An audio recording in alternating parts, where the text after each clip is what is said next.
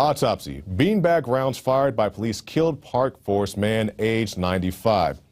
According to an emailed press release from the Park Forest Police, officers were sent to help a private ambulance company with a combative resident at the home. The Victory Center Park Forest, a supportive living community for adults 65 and older. 65 and older, according to the website. Warner, that's the gentleman who was shot, was being involuntarily committed to the medical facility by staff at the Victory Center. When police arrived, Warner was threatening the staff and paramedics with a metal cane and a 2-foot metal shoehorn. A shoehorn. Wow, that sounds pretty dangerous to me, the release said. Police demanded that he drop the cane and shoehorn, but he did not comply and picked up a 12-inch butcher-type knife. At this point, he was shot with the non-lethal instruments of beanbags. And anybody who's not familiar with this, you're basically shot with a beanbag shotgun shell. That's basically what it is.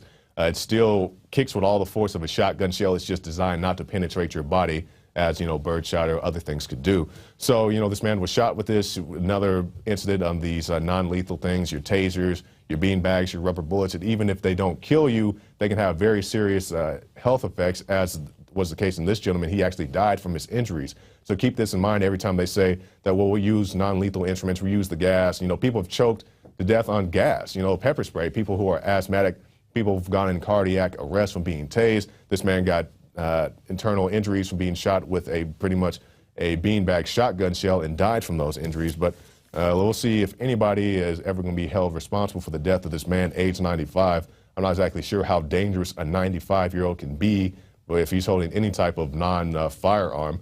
But I guess the police in Park Forest thought that was necessary to that situation. Now let's move on to this. Protesters call out APD on Friday's officer-involved shooting. This is a situation that happened right here in the city of Austin. A gentleman went to a bank after the bank had been robbed. Obviously, he didn't know that the bank had been robbed. So the police were like, maybe this is the suspect returning to the scene of the crime. The cops questioned the guy. He said, hey, I didn't know the bank was robbed. I'm sorry, I'll get out of here. The police say, hold on, you're not free to go. The guy takes off running. The police chase after the guy, shoot him, and then go back to that. I want people to see this. It says, go down a little bit, investigating the robbery. Police have confirmed that Jackson is not suspected in the Benchmark bank robbery. So that's how investigations are going in the city of Austin. They're shooting people's dogs. They're shooting people who are not involved in bank robberies.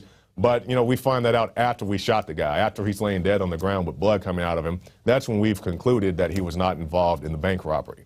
And even if he was involved in the bank robbery, you can't just chase somebody down the street and shoot him. Didn't we just have this whole big talk about George Zimmerman and so forth? So that's the situation with that, just cops acting wild, and hopefully somebody will be held responsible. We've had Art Acevedo, the chief of police here in the city of Austin. Hopefully he'll hold somebody accountable for that. FBI recovered 105 missing and sexually exploited children, which is good news because we don't talk too positively about the FBI that often, but it's a good thing we have this on here. The FBI says they've recovered 105 missing and exploited children over the weekend. Good. Let's go to the second quote. The FBI made the announcement on Monday morning and reportedly has arrested 150 pimps involved in selling minors through an underground sex trade that exploited missing children ages 13 through 17 around the country. So I think about the 1993 World Trade Center bombings. I think about the Boston bombing. Hey, don't look at any other pictures except these pictures. But we do have good FBI agents doing the good work of good men and women. So very much kudos to the people at FBI putting 150 pimps in jail, and also 105 children are now free. Now you can watch The Alex Jones Show live as it happens at Infowars.com/show. You'll find links to all of our content there and a free 15-day trial for Prison Planet TV. More than 60 movies and documentaries all in one place at Infowars.com/show.